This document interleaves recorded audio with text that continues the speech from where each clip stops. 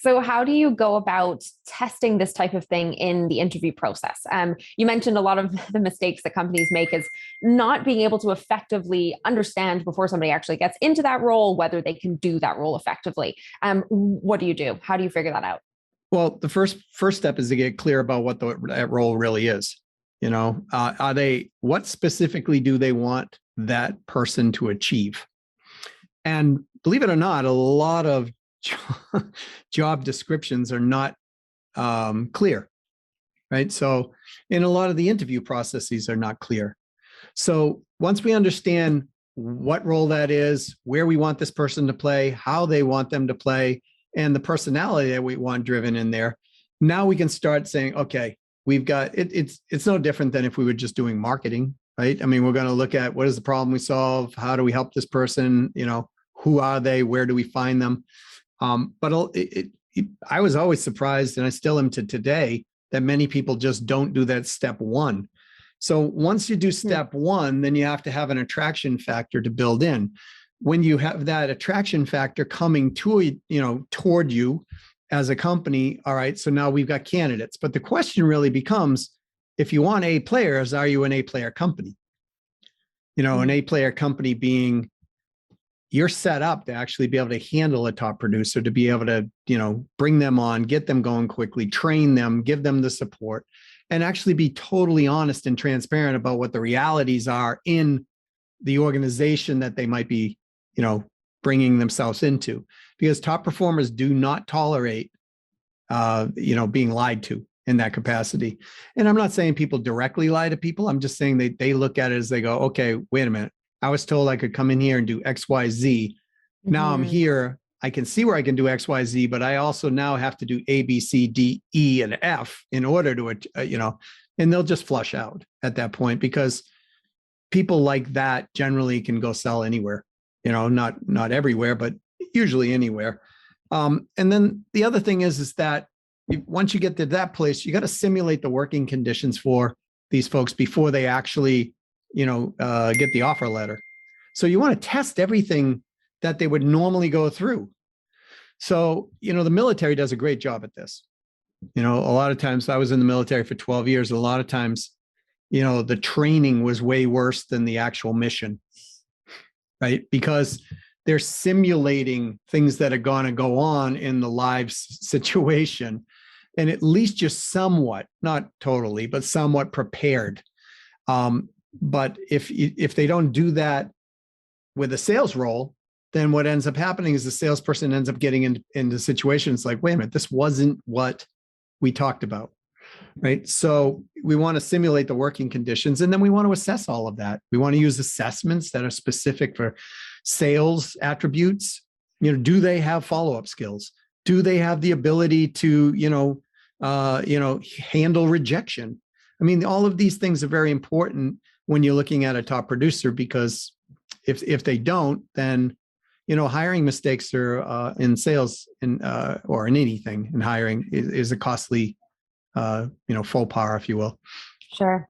And these assessments, are these something that you're building yourself in-house, or is this something, you can get a third party kind of sales assessment? So the interview process also should be standardized, and that you can build in-house. What I would recommend is there are outside companies who do find jobs at assessments, and you could just access those assessments. It's not so much the assessment that's the big challenge, it's the interpretation of the assessment. So, for example, I have one that I work with. It's called Objective Management Group, right? So they put out a very nice sales assessment. They have cross-compared almost 2.2 million salespeople. It breaks it down into 21 categories. So specifically if they can hunt, specifically if they're going to ask for referrals, if they're comfortable with technology or not. So these type of specific skill sets that are sales specific, unlike, say, something like a DISC test, which is a big one that a lot of people use. A DISC or certain others will measure personality traits, and that'll tell you another thing. So you use different combinations of assessments, to figure it out. But I would not recommend anybody going and doing all the R&D and everything to put together their own assessments. There's Right. thousands of assessments out there today. Right. So there are kind of two layers of assessments that you need to be doing. The one is the personality based, because of course you still do need somebody that's going to gel with the team, that works with the company and so on. But you need to incorporate the second layer of assessment, which is actually the skill set, which is something that not a lot of companies are actually doing. They kind of wait until rely on the resume, hope that it's true, and then wait until they've got the person in the seat and see if they can do it. I agree with you 100%. And every resume that I've ever looked at has slight or massive embellishment.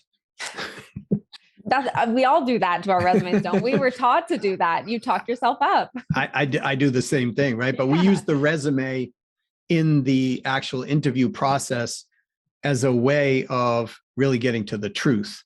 A lot of times people look at the resume and they go, hey, I did X, Y, Z, on the resume, and the people go, well, tell me, how'd that work? And they give them an explanation, and the interviewer then goes on to the next question.